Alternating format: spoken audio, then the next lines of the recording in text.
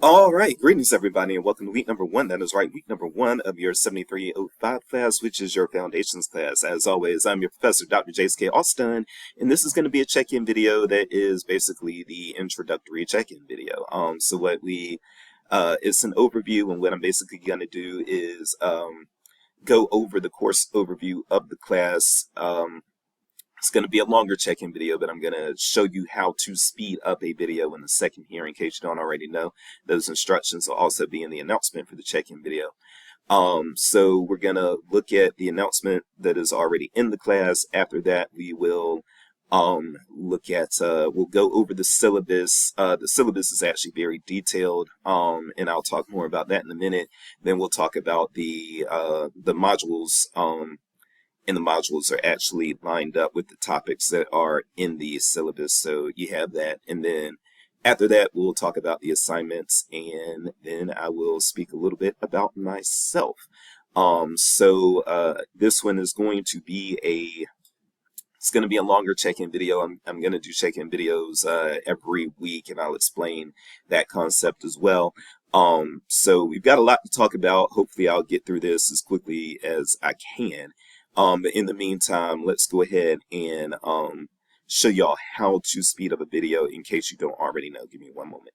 All right, so I upload my check-in videos to YouTube. YouTube has an automatic feature for captioning, and so I use that.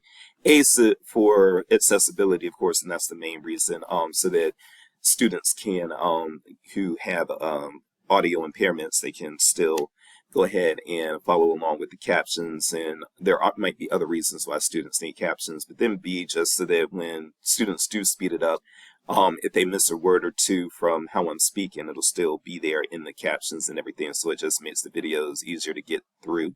These check-in videos will be optional, and again, I will speak more about them in a second. What you want to do is save hundreds when Liberty Mutual customizes your car insurance. That's great, but can you ask your friend to stop digging? This is how you speed up a video. All right, so you come here, playback speed 1.5. And you can see now it's much faster.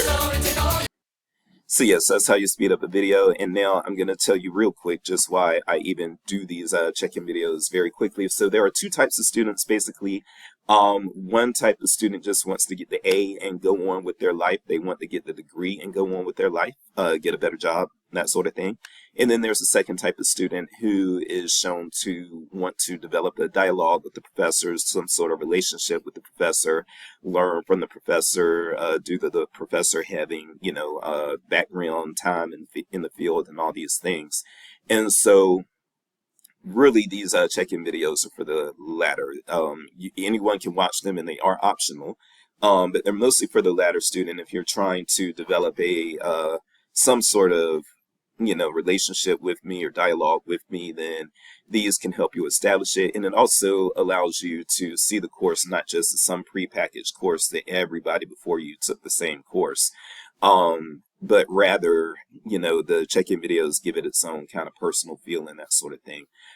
So that, and as you can see, this is being recorded today, August the 26th.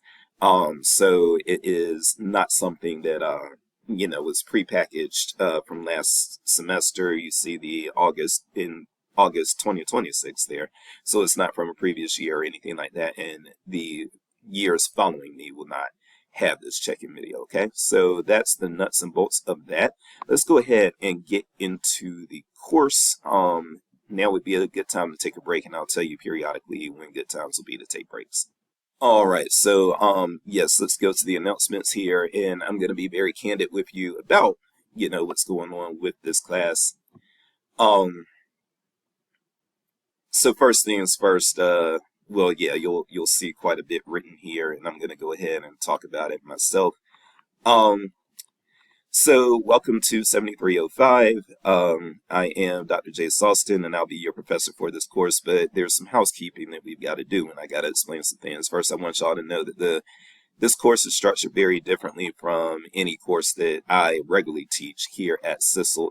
I'm teaching an overflow section, and 7305 is not on my regular course rotation. Okay, so the owner of the course is Dr. Cho, And she and I have very different teaching styles. She's a lot smarter than me. I'm willing to go ahead and admit that. So my courses tend to not be as um, you'll see that this course does have a lot of, it's very technical, which is a good thing. For a lot of students, that's how they work their best. And my courses don't tend to be quite as technical and that sort of thing. And when I say technical, I don't mean technological, but she has a lot of language in her assignment prompts and in her syllabi that, really are detailed and guide students in, just a great way. So, she's very well respected, and I don't quite have the same rigor in the things that I do. So due to this, I'll admit that I'm not going to really be myself in this class. When y'all do, hopefully y'all will have me for reference and a few other classes. I hope you like me enough to take me again. But you'll see for the classes that I own, the classes that are on my regular course rotation, which includes reference, among others, and everybody has to take reference. You'll see that, my things are a little less technical with mine. Yeah, things are, I would say, even a little less detailed, a little more loose. So you'll see what I mean if you take another class with me, but you'll see that, things are very technical here, and she's got a lot of detail in her directions and everything. So I feel that two things are worth noting now. First of all, if you do take one of my regular courses, then you'll see that I tend to have 3 sync sessions in the course, but this course is completely asynchronous. We will not have any sync sessions at all. And then also, I do these weekly check-in videos. Dr. Cho does not do that, to my belief. And I will try to get them up by Wednesday morning, but it may be Wednesday afternoon, given that this is an overflow class and I'm teaching more classes this semester than I usually do. However, go ahead and get started. I know that we've got a late start. You started pretty much on Tuesday instead of on, ideally you would start on Monday of each week, okay? But y'all started here on Tuesday, yesterday, if you're watching this on Wednesday. And so our weekly schedule is going to be Monday through Sunday. As for the things that you have due this coming Sunday, I'll definitely give you a few extra days until Wednesday to kind of work through that. All right. And then also Dr. Cho has prepared Module 0, which is various trainings, because of course, most people, so most of y'all, are in your first semester with CISL right now. And that's another thing that I'm trying to make sure I don't do is, yes, there are going to be some growing pains, because this is the first time that I've taught this class like this. When I taught it last time back in 2020, it was structured very differently, and Dr. Cho has made a lot of improvements to the class. So the first time you teach a class, and that includes the first time you teach a class that's been altered significantly, it's just harder because you're going through the motions of teaching it at the same time that your students are going to go through the motions of taking it. However, again, because of that, there will be a lot of understanding, a lot of leeway on my part. I'm here for y'all's success. I think greatly of y'all already, not just because I think greatly of y'all already, even though I don't know most of y'all yet, because, I reviewed applications for one thing, so I've seen the applications of the people we get, and we get some really good people. And then also just, I'm just glad you're here and everything, and glad to be here training and teaching the next generation of library and information science people, okay? So many of you are new students to MU, and so you're probably learning Canvas at this time among everything else. So there's a lot going on, and I realize that. And so we're going to work together. We are going to get through this thing, and yes, we're going to work with we're going to work every angle that I am here for y'all's success. That's what I want y'all to know. Whenever we need to discuss things, we will discuss them. When you need to talk to me about things that are going on in your life or going on with this course, I am going to be listening ears for that, okay? And I look forward again to having a successful semester with y'all. This job is I'll say it's my life. It's what I love. My job, my life is my daughter, my God, and this job. So, I do take it seriously, and I want to do my best for y'all, okay? So yeah, if you see anything like mismatched due dates, total point inconsistencies or anything like that, bring it to my attention. And yes, there will be some growing pains again because this is not my regular course. But the positive side of this is that, we're going to be patient with each other. I'm going to be patient with y'all. And yeah, we are going to get through this and we're going to enjoy ourselves. Life is too short to, to let growing pains from this course get in our way and get us down. All right. So let's go ahead and pause there. You can take a break if you like. Okay, so let's go ahead at this point now and do our syllabus review. And again, if you find inconsistencies, things that don't make sense, or things of that nature, just bring them to my attention. I am going to have an ongoing, by the way, I'm going to have an ongoing conversation with the course owner, Dr. Cho, to make sure that I'm on track with what she's trying to do with the course, because again, this is really her course now, and I'm teaching, our overflow section and everything. So I'm going to have an ongoing dialogue with her on what she expects, how she wants things done. I'll get hopefully an assignment example or two from her for the upcoming assignments and everything, and see how she graded it and just take it from there. So I'm gonna work as closely with Dr. Cho as possible, and that's in y'all's best interest, because that does mean that I'm going to be able to teach the class as closely as possible to how it was envisioned by the person who actually runs the class and is teaching the first section. Okay.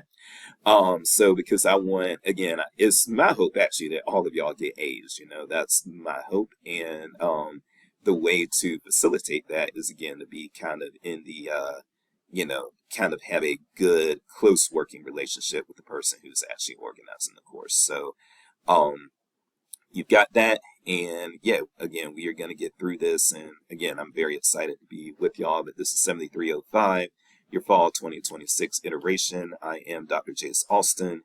You can reach me by email at austinj@missouri.edu. We can schedule meetings by Zoom if needed.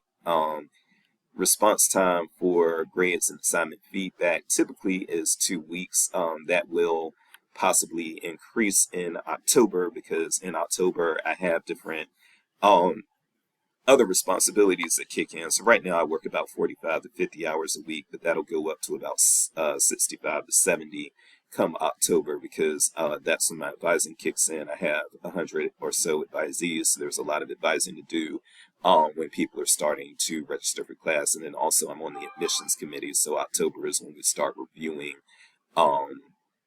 applications and having meetings to make decisions on who gets to come to the program. So again, just being very candid with you about what's going on. But for these first couple weeks, at least throughout September, hopefully I'll have things back to you within a 2-week time frame. Emailing me or messaging me via Canvas, I'll try to get back to you within 48 to 72 hours. If you have not heard from me in 72 hours, by all means, go ahead and reach back out to me.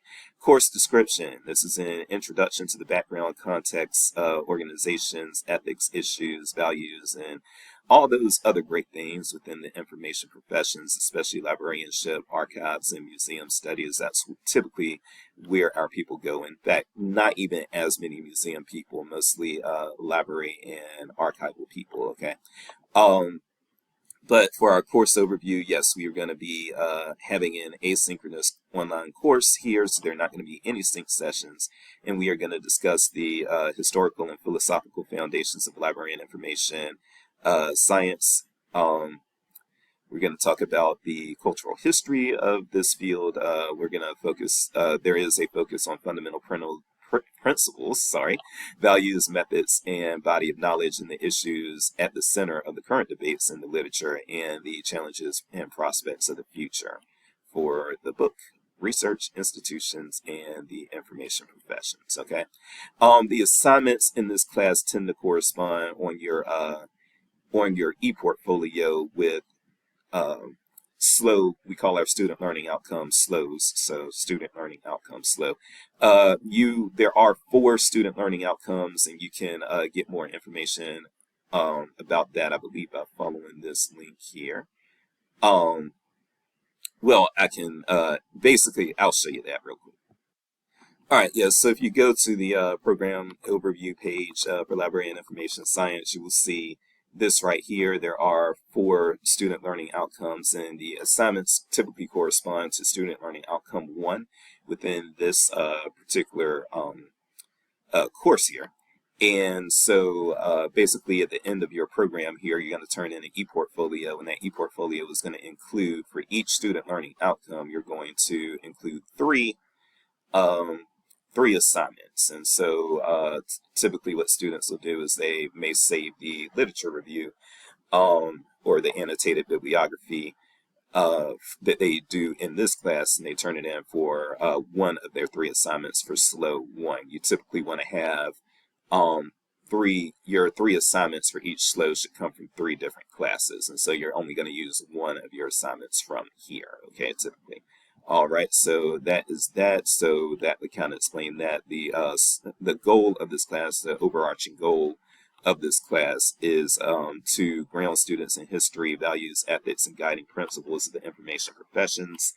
And so student learning outcome 1, graduates will apply the core principles, ethics, values, and body of knowledge to questions in library information science according to their area of specialty. Area of specialty can mean basically, you know, if you're trying to go into the archives or trying to go into youth services or whatever the case may be, you will have specialties associated with that. That would be your specialty. All right, class student learning outcomes. I'm actually not going to get as detailed into this as the syllabus does. So this is going to be superficial. If you want to dive deeper in there, then you know, read over the syllabus a little bit closer. But what I'm going to say is I'm gonna not really talk about the ALA competencies, but it is important for you to know. So class learning objectives and assignments. This is a core foundation course in library and information science. You do see this course at basically every ALA accredited institution, to my knowledge. Its purpose is to help you acquire the basic knowledge that will help prepare you for more advanced courses and ultimately a career as a 21st century librarian, archives person, archivist, or information professional. All right, class learning objectives are aligned with the expectations of the American Library Association, and you'll see that there. So class learning objective 1, and we have several class learning objectives. The first learning objective is that you understand your current interests and background as a future information professional and explore various topics within the LIS domain to plan your graduate study and future career. So assignment 1, the bio and statement thing, which you're working on this week, and then the assignment 6, contributions to the discussion board, which contributions to the discussion board will appear throughout. But yeah, the bio and statement of interest that you're doing this week corresponds with class learning objective 1. Class learning objective 2, you will demonstrate a strong understanding of standardized citation styles and citation analysis and critically evaluate the available information sources to determine their quality as practicing effective scientific communications for graduate study.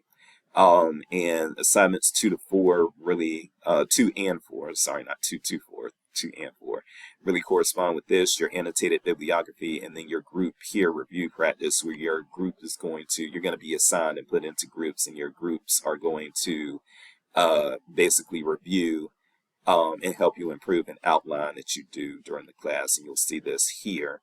Class learning objective number 3, critically evaluate scholarly literature, information sources, and emerging trends to identify current and future information challenges in the field of LIS, apply foundational ethics, values, and principles of the LIS profession to analyze these challenges and propose informed, context-sensitive responses. So assignment 3 and assignment 5 relate to that. Assignment 3, you're going to do an outline, and then assignment 5, you're going to do a literature review, and that's going to be basically your magnum opus assignment. It's going to be assignment number 5, okay?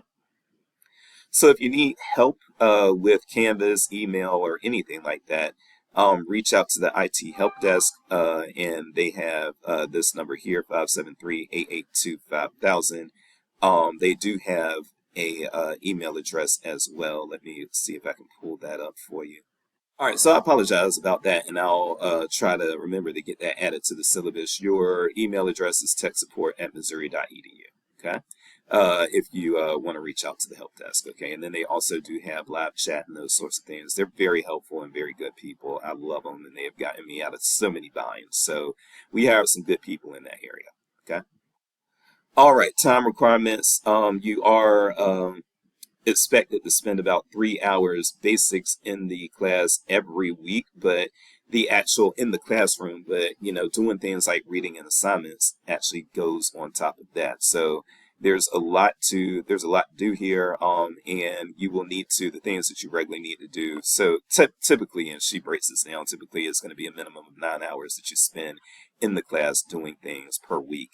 You will need to read required reading materials, watch weekly lectures, which I call check-in videos, actively and regularly participate in Canvas discussion boards, and complete your assignments, okay? It's essential that you access this course regularly. I would say every day, if not every other day. She does say every other day. Read the announcements and contribute to class discussions, okay? So there's that. Technical help, again, if you need, there's a tech support thing right there.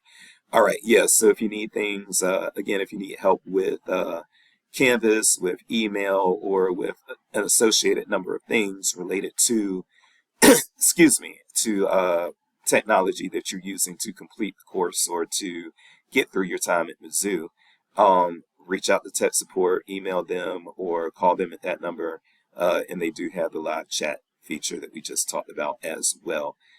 Canvas support,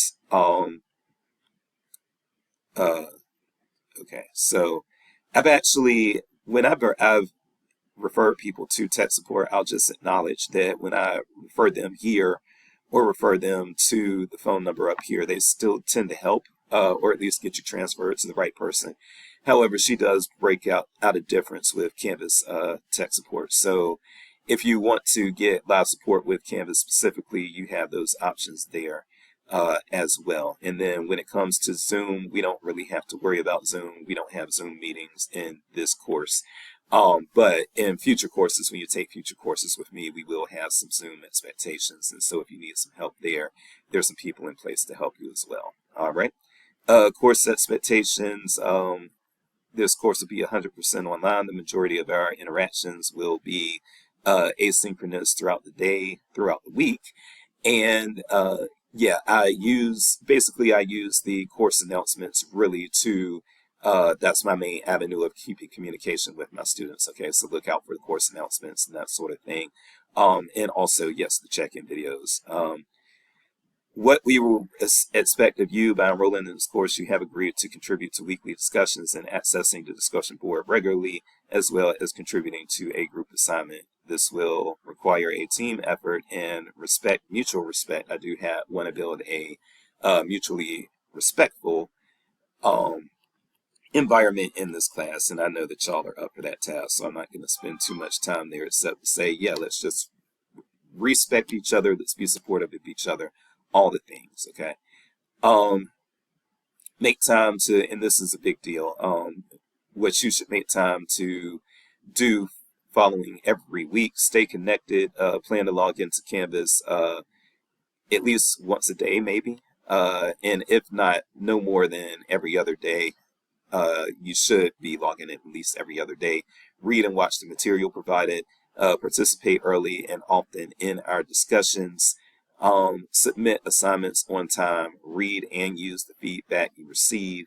Ask questions of me, your peers, and others, and then allow yourself to be stretched but not stressed. And that's something that's key as well. As the professor, yeah, I can be stressed. That's okay. But I want you all are the learners, okay? So I don't want y'all to be stressed. I want y'all to just relax, to take in the information, to enjoy the ride as much as possible, okay? So don't stress out. That's not what we need y'all to do. We need y'all to just be your best, okay? And it is going to be okay if you try and you pay attention and follow directions in this class. You're gonna do fine. I always make sure of that with my students. Okay. As far as minimum technological requirements, you do want to have a stable internet that will also be fast enough to play video and that sort of thing. Computer with operating system, whether it's Windows or Mac, some people use Linux. Chrome, Firefox, or Safari, or even Edge. I use Edge as well. And these other things here, she gets really technical with that minimum processing speed of 1 gigahertz. I think y'all are going to be fine to meet these requirements. Do have something with Adobe Reader on it, or some sort of PDF reader. And then also Microsoft Office software, and you can download that from the Microsoft 65 for free since you are an enrolled student. So there's no excuse for nobody having Microsoft Office software. This will show you how to get that. Okay. Minimum technological skills for literacy, the ability to download, the ability to use computer components like speakers, webcams, and microphones, the ability to download and install software and perform various functions within Canvas. That's basically what you need to know there. There is some more technical things that she breaks down if you want to get into that, but I think we basically accepted y'all with the understanding that y'all had those base technological competencies. And then finally, required readings and materials.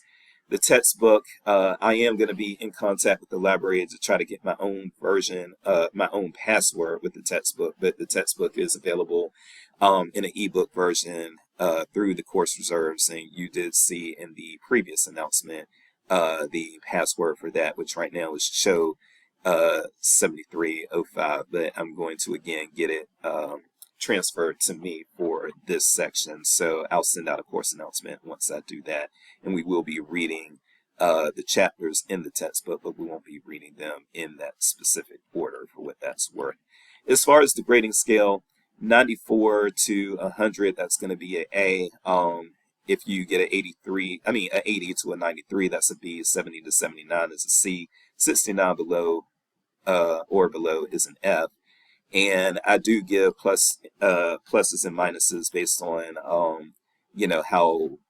how much effort I think you put in. So I think, if you got a 100 and I feel you really blew things out of the park, you were as close to perfect as somebody could be, then I'm going to give you an A+. If I feel that you did you bumbled your way to an A, or you skipped, you got an A because you got a 94 because you skipped several discussion boards or something like that. If I see something like that, you might get an A-. I do want your participation, okay? Yeah, so late work policy, I'm going to tell you what this says, and then I'm going to tell you a few other things really just with me. So with the late work policy, yes, it does say that you will get a 10% deduction each day that you're late up until a certain amount of time, and lately it does say late weekly discussion postings will not be accepted.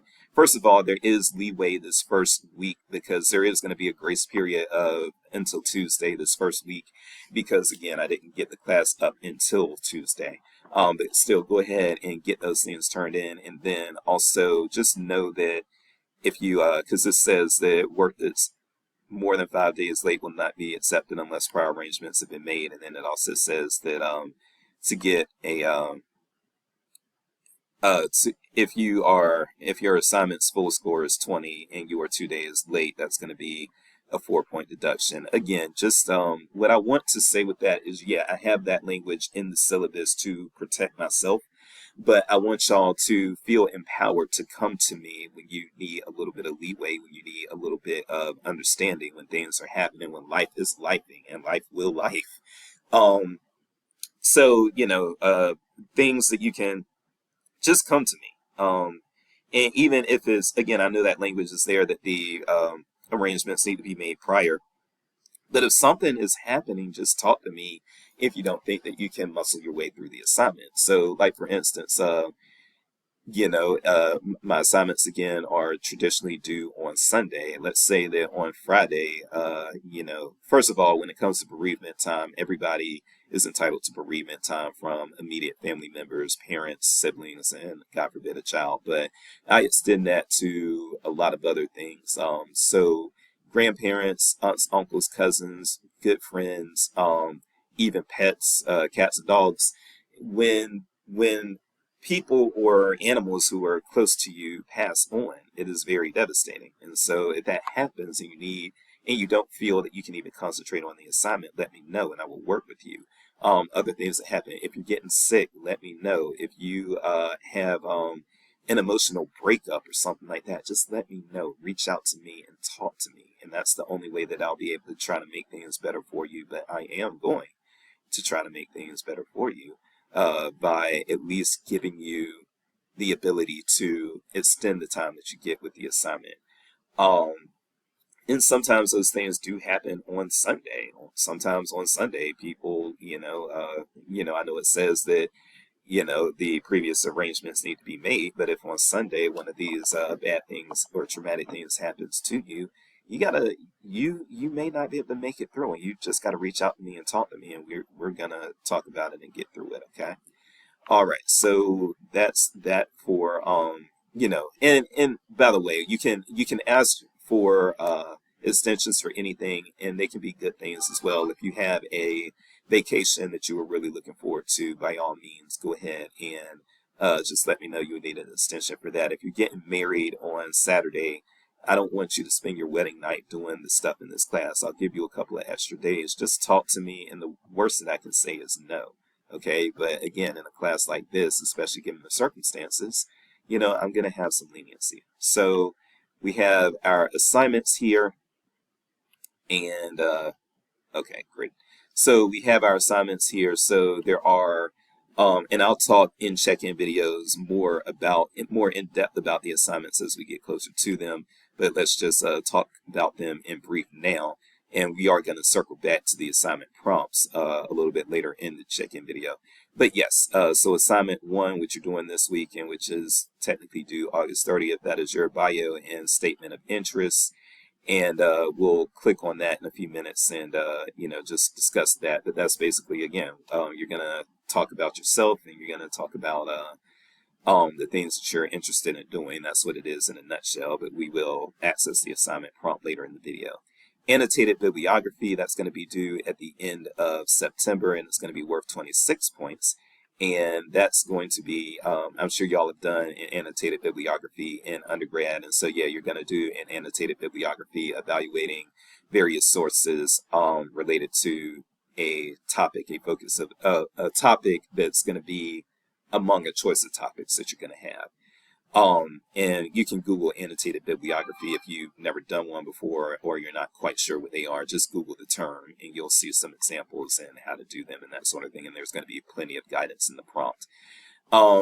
Your assignment number 3, and this is going to be a complete or incomplete. It's not actually going to have a set number of points attached to it, and it's going to be due at the beginning of November. But basically you are going to have an outline, and the outline that you do, by the way, is going to be something that you are going to you're going to share with a group that I assign you to or put you in, and the group is going to do a group peer review of the outline that you do on the topic. And then so your peer review, your group peer review, that's going to be due 2 weeks after the assignment, after the outline assignment is turned in. You're going to review the outlines of 2 of the people in your peer group.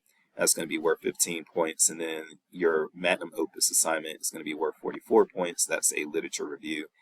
And then assignment number 6 technically is the ongoing discussion boards. But for the ongoing discussion boards, we'll have those weekly, except for the week where the peer review practice assignment is due. And that's going to be a total of 39 points, okay? Bonus points for the course evaluation if you complete that, for a total of 138 total points, okay? So that's how all of that is going to go down. And yeah, again, I'll be working very closely with Dr. Cho to kind of see where she is going as far as how she wants me to evaluate the outlines in particular. I can evaluate I can evaluate a annotated bibliography and a literature review, and I've done plenty of those myself. But when it comes to the outline, I'll be honest, I am going to get a little bit more feedback from her as to exactly what she's looking for on the outline. And please don't worry about that. I am being candid about that. But again, the outline isn't going to be even due until November, and you're going to be mostly working on the annotated bibliography in September. So, but I will have a better understanding of what she's trying to do there long before the outline is actually due. So don't worry, I'm not gonna screw y'all over in that sort of way. I wouldn't dream of it. All right. Feedback in the grading timeline. I am going to try to get your grades back to you within 2 weeks when possible, but please know that, yeah, it's going to be a struggle because, again, my workload is going to increase in October, but definitely throughout the month of September, I should be having things back to you within about 2 weeks or so. All right. So, and as far as the weekly discussion board contributions, again, there's going to be some leeway on this, but I am going to read the actual language here. So weekly discussion board contributions will be graded every week after the official learning module is over, which I need to correct that Sunday at midnight. I am adjusting for my course. You are required to post a minimum of 2 discussion postings every week, 1 original posting that'll be worth 2 points, and then a response to a classmate that'll be worth 1 point. So that's a total of 3 points every week. If that's not clear, let me know. Again, I apologize. I had gone through the syllabus and adjusted things as I needed to fit the schedule that I'm teaching. But yes, this should be Sunday night, not Tuesday night. This course has a series of assignments built upon previous work so that you can gradually move on to more academically rigorous work. Generally, here's the important thing to say here. Generally, I will leave annotated feedback on your submission for you to review and reflect on, okay?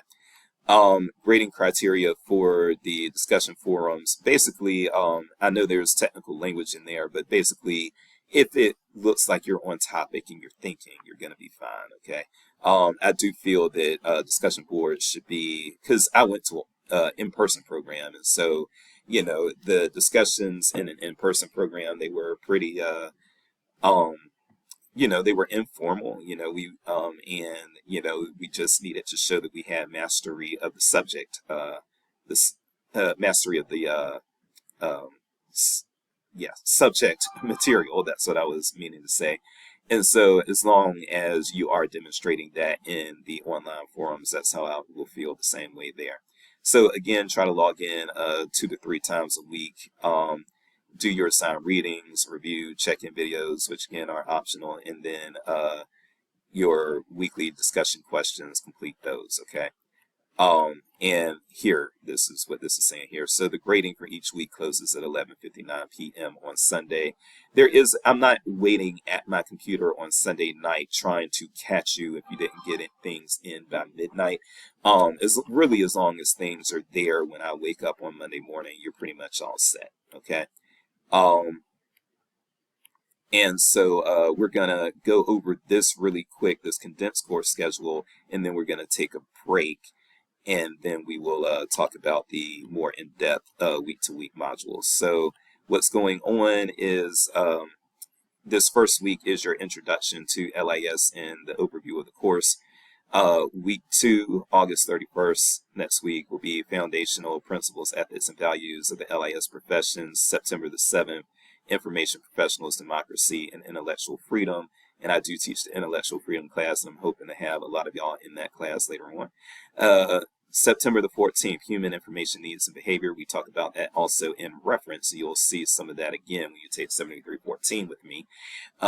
Knowledge Organization, that is basically the cataloging class, is 7302 or 7312. But you'll get a little taste of that on September the 21st. September the 28th, Literature of Librarianship and Bibliomatics. Research Methods begins in October, on October the 5th. On October the 12th, Public Perceptions of LIS. History and Libraries and Librarianship. We'll dabble in that a little bit, but we do have courses that go into that more in depth as well. But that will begin on October the 19th. Media Literacy begins on October the 26th. Legal Framework, November the 2nd. November the 9th is Information Policy.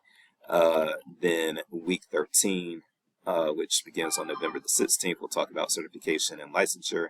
And then We will have a break, and you'll need that break by then, and then our final week, advocacy, and we do talk about advocacy as well in intellectual freedom. Okay, go ahead and, yeah, my lovelies, go ahead and take a break right here.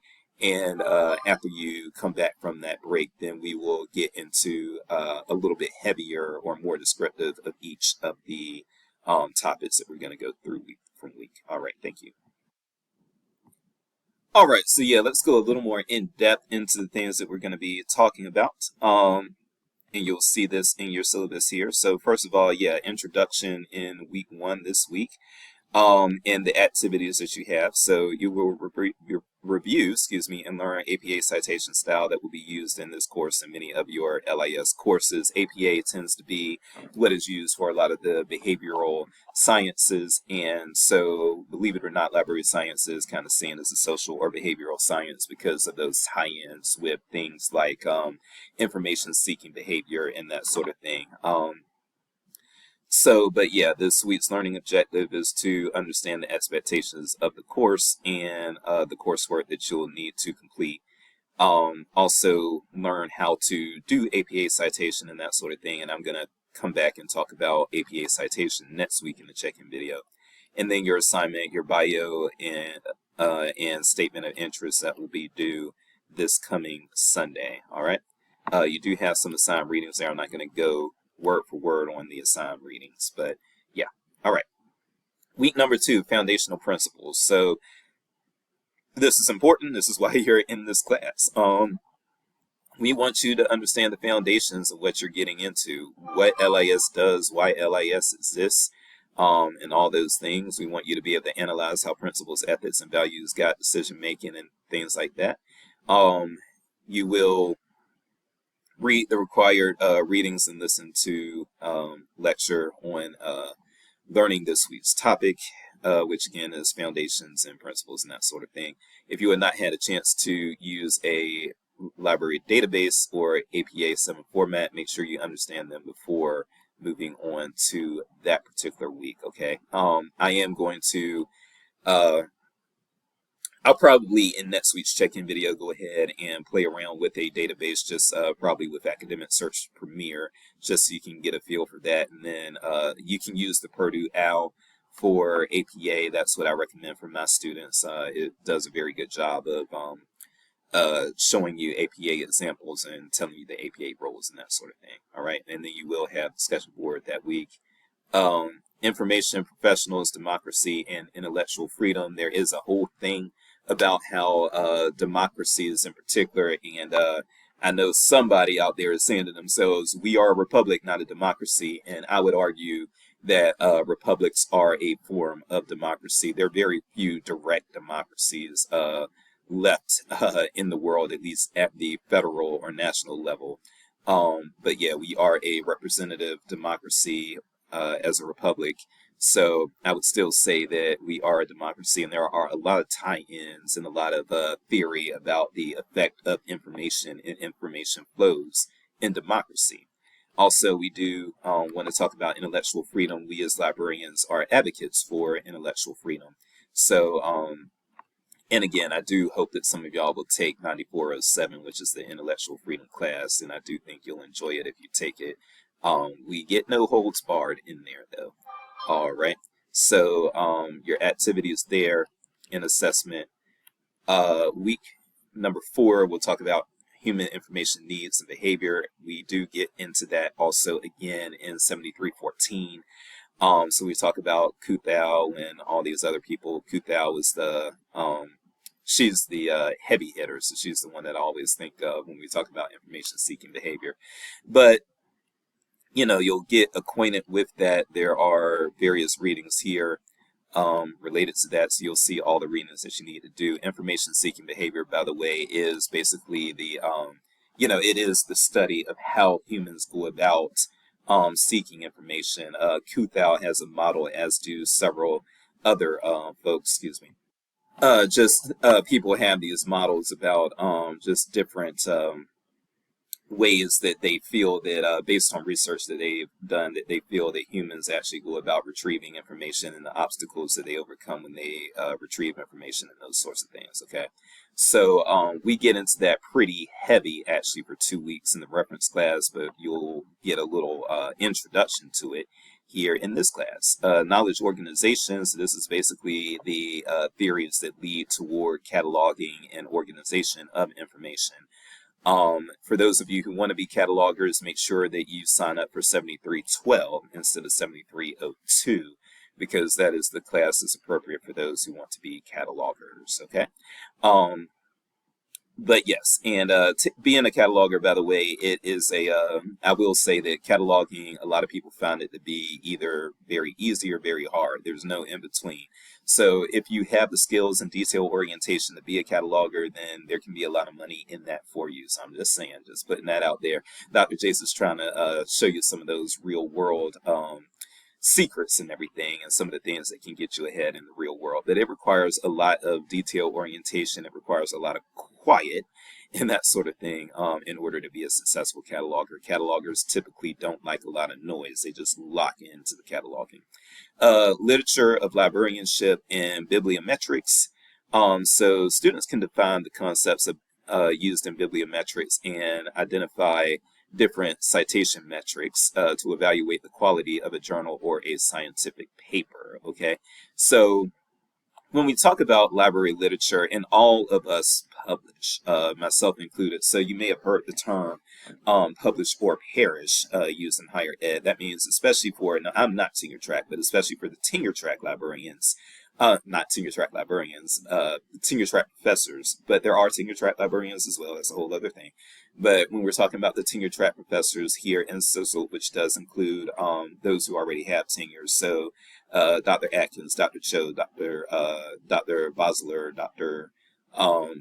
Malazan, all of them are tenure track, even though they already have tenure.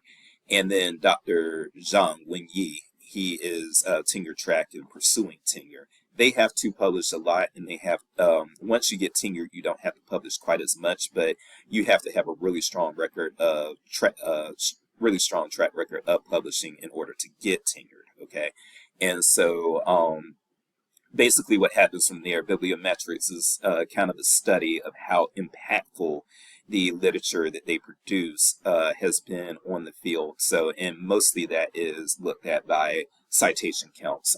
It's a little more complicated than that, but I'm putting it in a nutshell for this check-in video. So citation counts is really what gets you an idea of how impactful your literature that you produce is. Now, I have to, as a non-tenure track person, I do also have to publish, and some of you will go into academic libraries and also be tenure track as academic librarians, and you will have to publish as well.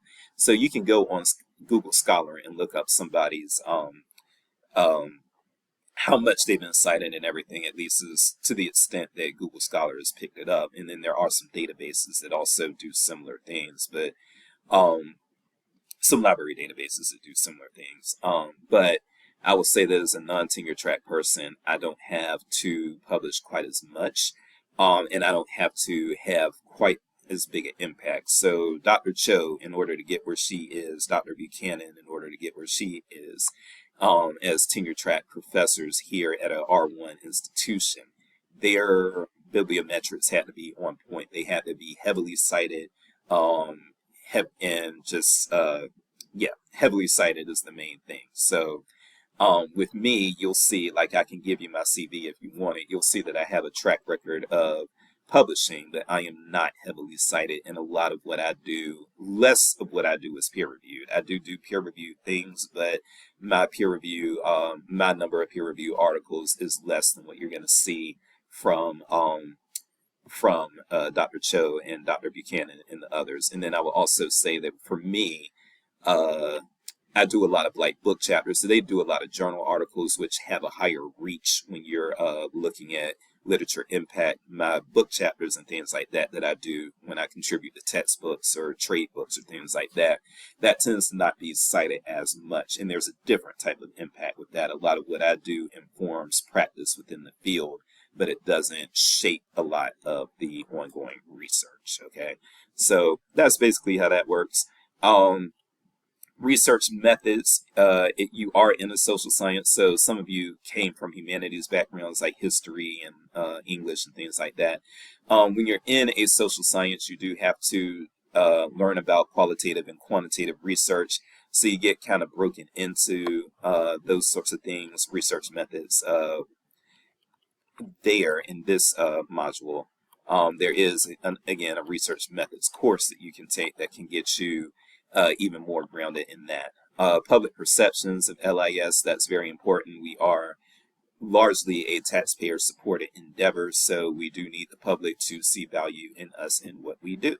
So public perception is very important there. History of libraries and librarianship, this is going to be a very superficial history. And then we do have, we talk about history of academic libraries specifically in the academic libraries class. We talk about history of public libraries specifically in the public libraries class. There is a history of the book and that sort of thing. We have a class with that. I believe we still have an elective even of American library history. Okay, so if you want to get more in depth into the history, then those are some classes that you can look at our course catalog and take. Media and information literacy. This is basically when we talk about information literacy, this aims to provide a, we try to provide accurate information to the public. However, I love how she states this. In recent years, the spread of misinformation and disinformation has had a severe problem in the LIS field, and by the end of this week, you should be able to describe library efforts in combating misinformation and disinformation and how they can and how libraries can select and serve accurate information to the public. By the way, if you're not aware of the difference between misinformation and disinformation, misinformation is information that is false and out there that's false and deceiving people. Disinformation is information that is deliberately false. It's weaponized false information that is out there to purposely deceive. So like when you have troll forums that get on social media and they troll people in other countries and try to sway democracies and things like that way, that stuff results, what that stuff is, that's what we call in this field disinformation. All right, legal frameworks. Students understand the legal frameworks that libraries work with to provide copyright information conveniently and legally to users. Students can explain how libraries can legally provide copyrighted materials to users while complying with copyright laws, okay?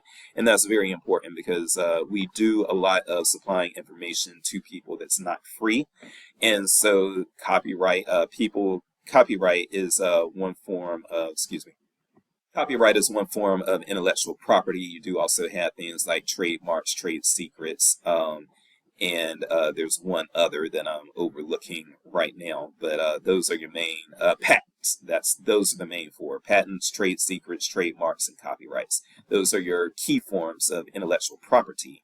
And so people, when they produce, they want to get paid on what they produce. And so copyright and trademarks and patents are there to help make that happen, help facilitate that. But there are legal ways that libraries go about to make things accessible for those who can't pay directly to benefit from copyrighted material that is not just freely accessible in the public domain.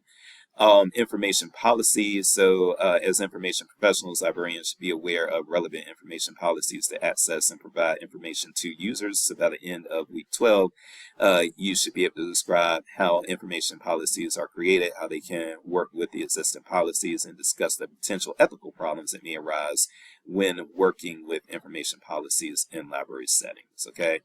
Week number 13 basically is talking about licensure and things of that nature. So first of all, most libraries do require for librarian rank that you have an ALA accredited library science degree.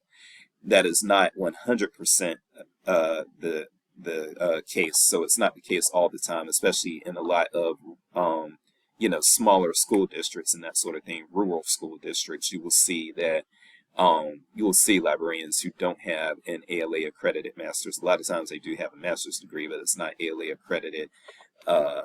And then also there are certain states where librarians may not be as prone to being required to have master's degrees in library science.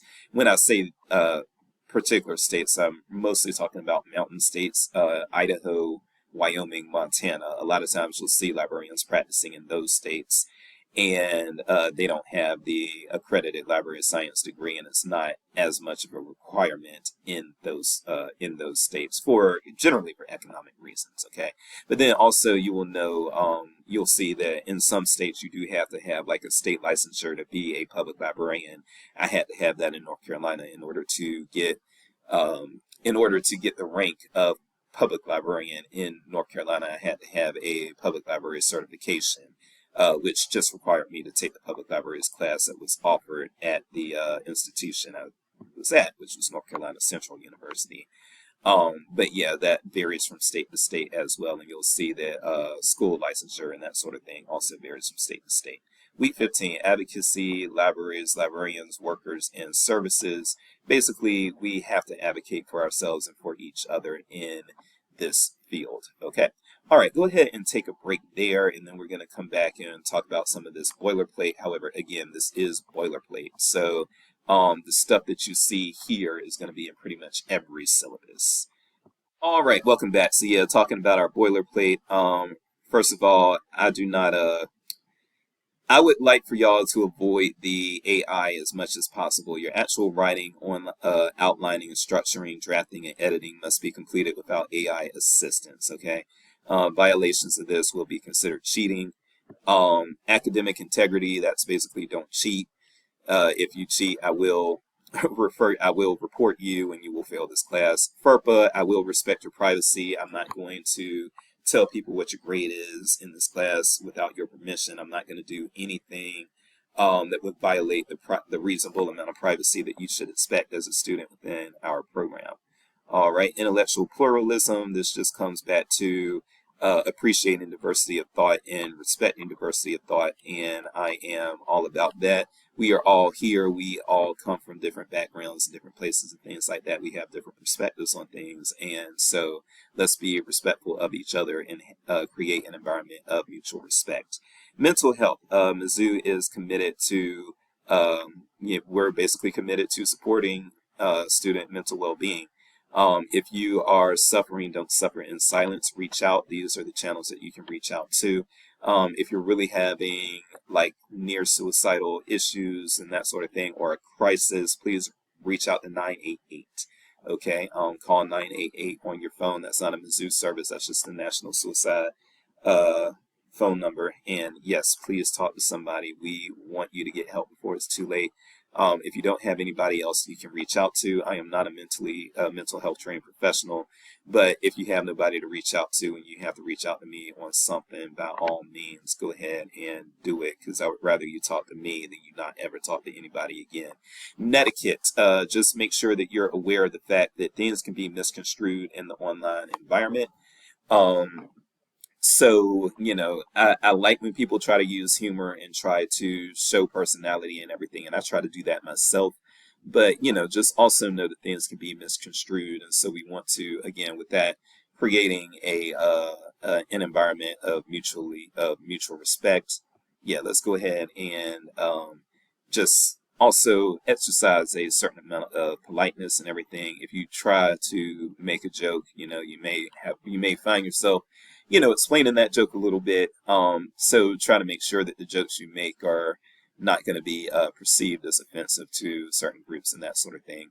Religious holidays and accommodations, I'm all for this. I am a Christian, so I know that this society bends its arc toward Christian holidays and everything like that. But if you are Muslim or Jewish, Hindu, Buddhist, whatever you may be, even if you are atheist and there's some observance, I know that atheism isn't religion. I'm a former atheist. It's not religion, it's the absence of religion. But even still, there may be some sort of observance that you want to honor as an atheist. By all means, just let me know what's going on. Just talk to me. As long as we keep that dialogue going, we're going to be fine. Non-discrimination policy. I can't discriminate against you based on race, color, national origin, ancestry, religion, sex, sexual orientation, gender identity, gender expression, age, disability, veteran status, or any other status protected by applicable state or federal law. If you feel that I have, we used to call this the Title IX office, but now it's the Office of Institutional Equity. If you feel that I have discriminated against you, by all means, reach out to the Office of Institutional Equity and they will iron that out. But I also just, if I'm, there are going to be times potentially where we're not seeing eye to eye and there's a way to, approach me and we talk together. And if we talk together, I will take your concerns very seriously. So if you talk to me about a concern you have and we work through it together, I do feel that we can get to a place of common ground. So if and when that's possible, let's do it that way. Okay. And that's not me trying to discourage you from reaching out to the Office of Institutional Equity if you need to. If you need to, by all means, do so, obviously. But I'm just saying, not everything is discrimination. Sometimes we might just disagree and the disagreement leads to offense, but it's not actual discrimination. So these are things that we can talk out. And, and I do look forward to, if something does happen, that we, talk it out as adults. And, I think that a lot of times, misunderstandings can actually be cleared up between two people who are willing to clear up the misunderstandings. And I've been there before. Thankfully, I haven't had that issue with students here at the zoo thus far, and knock on wood, I hope it continues that way. But I love my students here, so, it would hurt me to hurt y'all. Okay. All right. So let's go ahead and we're going to talk a little bit about the assignments. And then I'm going to talk about myself a little bit, and then we will wrap up. So the assignments, and again, I'm going to get more in depth with these as we get closer to the due dates in future check-in videos. But let's go ahead and talk about the assignments really quickly here. Okay, so what you're doing this week is a 300-word at tops biography and statement of interest. So what your biography is going to be, the submission should be a biography submitted through the assignment portal. The bio should be posted to the discussion board as well. And you'll see some language here about, whether you use first or third person or whatever the case may be, and based on your comfort. And I'm fine with that for this semester. Typically, I do prefer first person when people are talking about themselves. But again, there's going to be a lot of leeway as I'm adjusting to Dr. Cho's teaching style in teaching this course this semester. All right, and then also, a statement of interest that should be included in your biography, and there is going to be an example right here for Mary Garfield Smith. So this example will follow, and actually this is what I'm also going to be kind of using to evaluate y'all as I go through this. So if you kind of don't just copy and paste and then just you can get creative. Basically what I'm saying is what I want to say here is that I do reward creativity. So if you want to put in a little humor about this or have a little bit of fun with it, please do. It doesn't have to be as formal as what you're seeing here. And certainly, again, I'm going to grade based on my example here and that sort of thing. But yeah, I want to know who y'all are, and this will help me, and it'll also help your classmates get to know who y'all are. So absolutely, I actually look very forward to reading these at the beginning of next week. All right, your annotated bibliography. I'm going to pause for a second here. All right, so with your annotated bibliography, again, as we scroll down here, there's an example of an entry within an annotated bibliography, but you are going to be gathering sources. You're going to have this main topic, secondary topic, and then you're going to do a focus, and then you're going to have several entries. So yeah, something like this that she puts there. So there are plenty of things out there. Just Google how to do an annotated bibliography, and there are plenty of resources out there. Now, again, don't do it through ChatGPT or anything like that. And I am expecting these in APA style. Okay, so again, these are going to be due toward the end of September 27th. And that should be plenty of time for you to go out there, look for some literature, actually review that literature, identify strengths and weaknesses, and put that in your annotated bib, okay?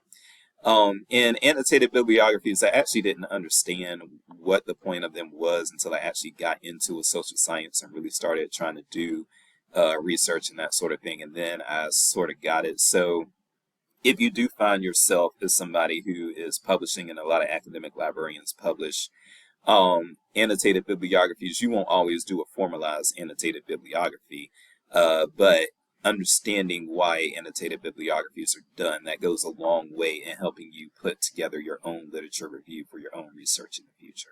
Okay.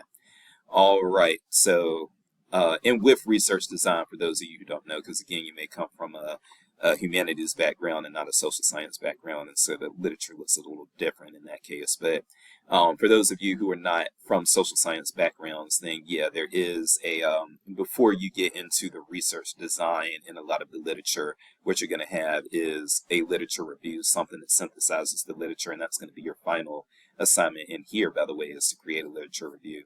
And yeah, you just have to learn how to synthesize. You have to learn how to synthesize literature into a literature review that leads you to basically a question or a gap in the literature, if you will. And that gap in the literature is, you go from there to determine exactly how you plan to fill that gap with the literature that you're producing. Okay, so the annotated bibliography kind of takes care of that. And again, you have kind of sample information right there. And then again, the outline is something that I'm just quite frankly going to, and I am being very frank with y'all when I say this, actually to an embarrassing extent, but I'm being very frank. I'm going to get a little bit more information from Dr. Cho on exactly how she wants me to evaluate this, okay? Because I know she's got something wonderful in mind. And I know that the outline is going to be something that will lead to how you structure your literature review. So there's that, of course. But what I want to do is make sure, as you're putting your outlines together, your outlines will be reviewed by your classmates as kind of a peer review sort of thing as well. And that's the next part of the assignment. But I am going to get some more feedback on exactly how she wants me to evaluate these, because I don't do, usually I don't do the, you'll see that the grade, as I discussed for this outline before, the grade is complete or incomplete. And I don't do a whole lot of complete, incomplete type stuff. I do a lot more A, B, C, F. I shouldn't even say a lot more. That's pretty much exclusively what I do. So I'm just going to, between probably during September, and again, these aren't due until November the 1st, so plenty of time. But during the month of September, I'm going to get a better feel from her as far as exactly how she wants these outlines to look. I know that you've got kind of a model here, but I'm going to ask her to, give me just a little more guidance in how she wants me to evaluate that, okay? So I know it's embarrassing, and you're probably like, man, I can't even believe this professor is saying this and admitting that, he's not exactly sure how she wants this evaluated. Well, again, it's not my course, but I want to be honest with y'all. I want to be open with y'all so that, again, this is creating that mutual respect, okay? And I want to grade and evaluate you as best as possible. And it's more straightforward with the other assignments, but with this particular assignment, I really want to understand where she's coming from, okay? But your outline is going to be what you're going to use in order to create your, basically your backbone outline for the literature review that you're going to produce, okay? So there's that. And then you will do, even though this is complete, incomplete, the next thing that you're going to do is going to be basically your, your group peer reviews. And when you all get into librarianship, that's another thing that you might end up doing. I'm a peer reviewer for Public Library Quarterly, and for libraries, LCHS is what we call it. And so it's, culture. Okay, so LCHS is Libraries, Cultural History, and Society. And I'm a peer reviewer for them as well. And then I peer review for other things every now and then as well. So peer reviewing is something you're going to do a lot. And then peer reviewing can also lead into their reviews of other things that you're going to be doing, reviews of applicants, reviews of applicants for jobs, but also reviews of applicants for scholarships, reviews of applicants for travel opportunities. There, when you get into these various committees and start working at state or regional or national associations and that sort of thing, there are always going to be these opportunities that open for you to give back to the profession. There's always work that needs to be done, and so there is a lot of reviewing to do.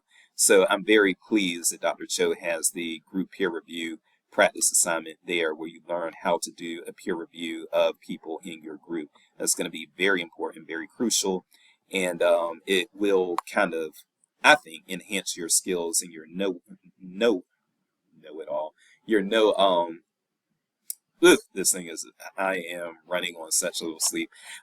This is going to basically inform your ability to know how to and what to look for when you're reviewing a host of things. So even though what you're reviewing specifically is this outline, after you have done an assignment like this, you get a better feel for doing peer review of, when you're reviewing applications for jobs, these applicants are your peers in this profession and that sort of thing.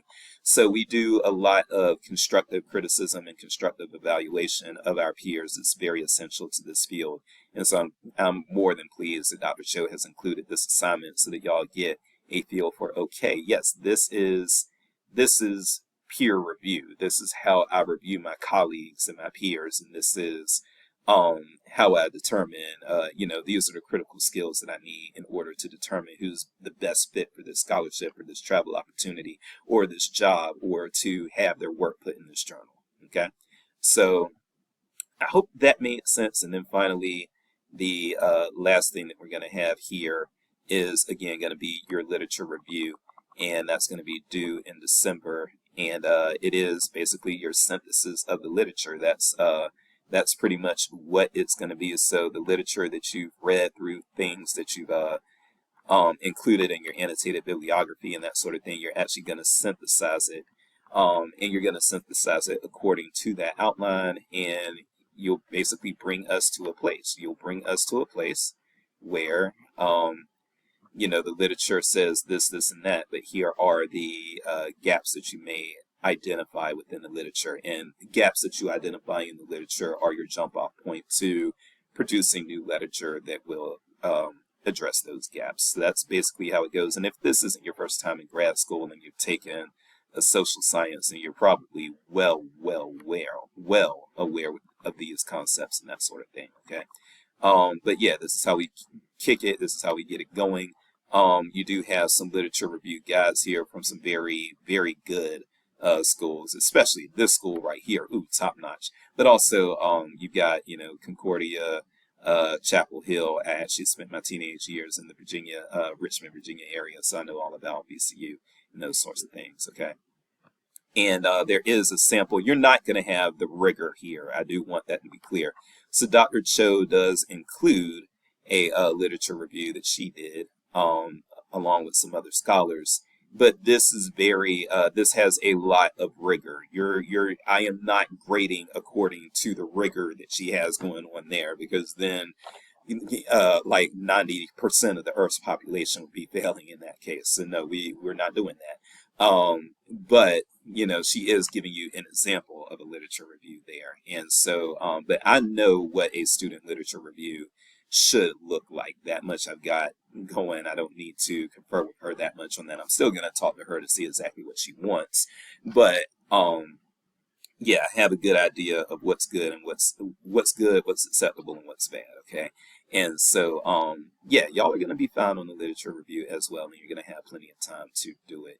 And then we do have those various discussion board prompts, and each week you're going to access the discussion board and answer, and you are also going to respond to a classmate. So that's how all of that is going to go. And yeah, so that's our course overview. Now let's go ahead and we're going to pause for a minute, and then I'm going to talk a little bit about myself, and then we'll be done. All right, thank you, friends. We are back, and the wrap up is going to be me just explaining a few things about myself, and I do this with every class that I teach, not to make y'all uncomfortable, but for y'all to understand who I am and what you're getting into and that sort of thing. But we're again, this is something that's actually meant to lessen discomfort, not increase discomfort. So I am Dr. Jay Salston. I am originally from Soul City, North Carolina. Grew up my teenage years in the Richmond, Virginia area. I have a BA in English from UNC Wilmington in Wilmington, North Carolina, that I earned in 2005. In 2008, I earned a master's degree in library science from North Carolina Central University, and then I got my PhD in library and information science from the University of South Carolina in 2017. As far as my experience, I do have a lot of real-world library experience. I was I was the first diversity resident librarian at the University of North Carolina at Greensboro from 2008 to 2010. And by the way, this is my 20th year anniversary within the field because I started the field as a student in August of 2006. So this is my 20-year anniversary.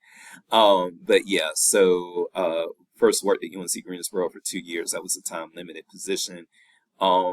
Then I moved on and worked a year and a half as a public librarian in inner city Winston-Salem, North Carolina for Forsyth County Public Library.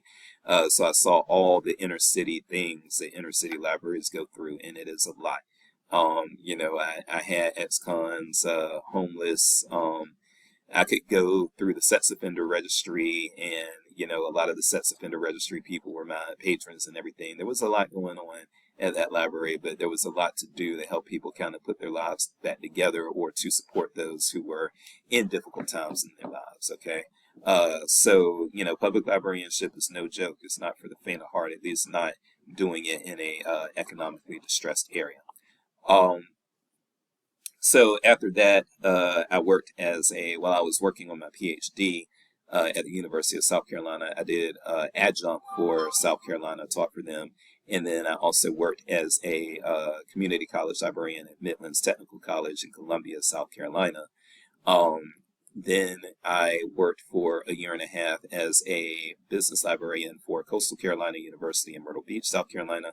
I left Myrtle Beach. Yeah. I left Myrtle Beach to come here to Kansas City, and it's been cold and rainy ever since.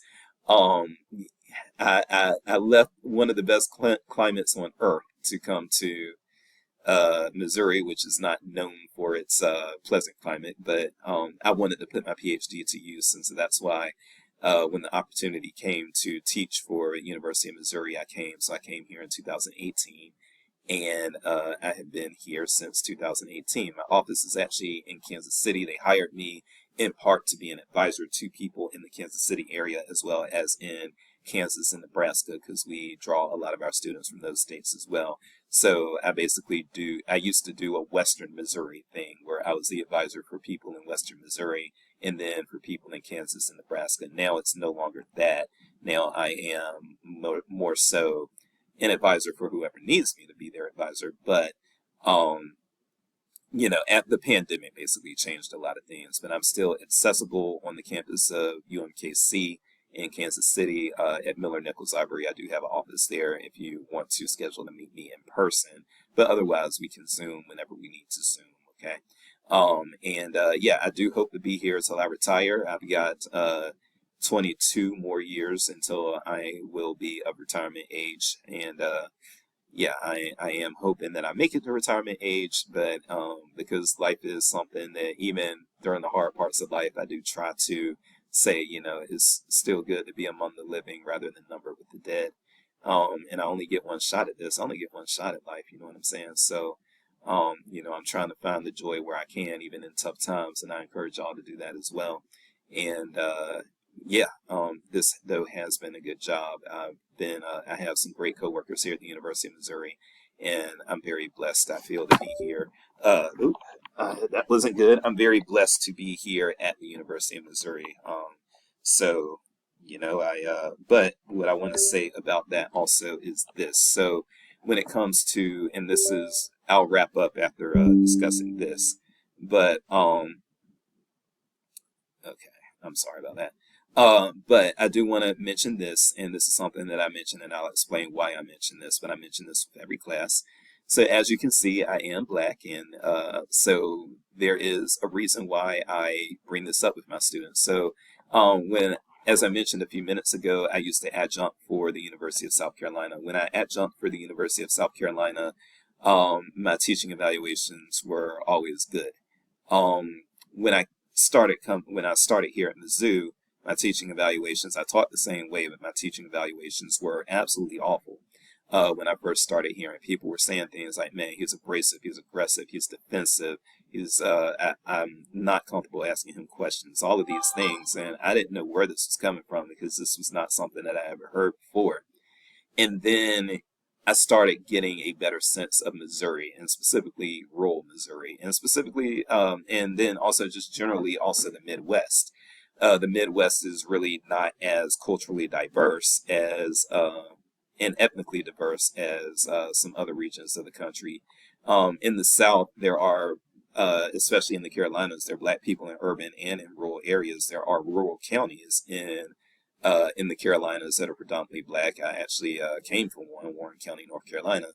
And yeah, the thing is, like, I do think that there's a higher comfort. So my students down in South Carolina, they were comfortable with me because I think they were comfortable with Black people and how we tend to culturally communicate and things like that in general. And then once my Midwestern students encountered me, I think for one thing, it's not common for people to get to grad school in the South and to have never had a Black teacher. It happens, but it's not common. Here, I've learned that it's actually pretty common for me to be the first Black teacher. A lot of students out here in the Midwest never had a Black teacher in K-12, never had a Black teacher or anything like that, and maybe even only had a few Black friends in undergrad, and then they come to grad school and I'm the first Black teacher they have. And so it's a little different because, yes, culturally, there are a lot of cultural nuances that we just don't have time to get into, but these cultural nuances lead me to communicate a little differently and do things a little differently. And I do feel that that was very off-putting for a lot of my students. They didn't really know how to handle that. And so what I did was I actually adjusted my approach. I needed to in order to communicate effectively with Midwesterners. People in the Midwest and South actually tend to communicate very differently, and I wasn't expecting that. And I had to, I joke and say that I do my best Wayne Brady impersonation while I'm here, but I really did soften my approach. It was a certain way I had to carry myself as a Black man in the rural South. And I could not do that here without people finding it, a bit abrasive and, a bit scary for what it's worth. So I basically say that to say, please meet me halfway. I've made adjustments for you, but please make adjustments for me as well. As far as, if you do find me scary or if I make you nervous or something, make sure it's because, make sure that there's a good reason for it, and make sure that it's not just communication differences and expectations of communication differences, or that it's my appearance or something like that, or my vocabulary. Okay. And this is a learning and growing experience even for a lot of Midwestern students, because when they're not used to Black people, and they're not used to Black authority figures, well, you may have grown up somewhere like, that doesn't have a lot of Black people, somewhere like maybe Iron County, Missouri, or you may have grown up in a place like, I don't know, Kearney, Nebraska, or somewhere like that, which there aren't a lot of Black people in those places. And there are a lot of places in the Midwest where there are not a lot of Black people, especially small towns and rural areas. But let's say you decide you want that big city life, and you go from this to living in a big city, a place like Omaha or Topeka or Wichita, Kansas City, St. Louis, Chicago, whatever. Well, you are going to encounter Black people and even have a lot of times Black bosses in libraries in places like Topeka or Kansas City, or in Black supervisors in St. Louis and that sort of thing. And they may supervise a bit differently because culture and life experiences inform how they operate. And so I don't want y'all to be overwhelmed by those experiences. And so I consider, I hope this isn't me going to my own head, but I hope to be kind of a bridge there. I hope that when you have experiences with me, those experiences lead you to understanding, okay, yeah, somebody is different, they're culturally different, they communicate different because of those cultural differences, but that doesn't mean that we can't successfully get through what we're getting through here. We can successfully have a student teacher relationship where we learn and grow with each other, and we come to an understanding of each other, and we understand each other's different backgrounds, and we can actually even appreciate the differences in backgrounds that we have experienced and that sort of thing. So don't let me make you nervous. You know what I'm saying? Again, I might be different from anything you've ever encountered, but I promise, you know, if you work with me, I'm gonna work with you, and we are going to have a good, positive experience together. We can do that, okay? I truly believe we can do that. So with that said, that's the end of this check-in video. I am Dr. Jace. Welcome to the beginning of this race. Jace race. I got my round going, and now I can go on with my day. But yeah, let's do this, and yeah, we are going to get through this, folks. There are going to be, again, a little bit of bumps in the road. We are going to have that happen, but I believe that success is going to come to us as long as we're willing to work with each other. So let's do it. All right, take care, y'all. Have a nice week.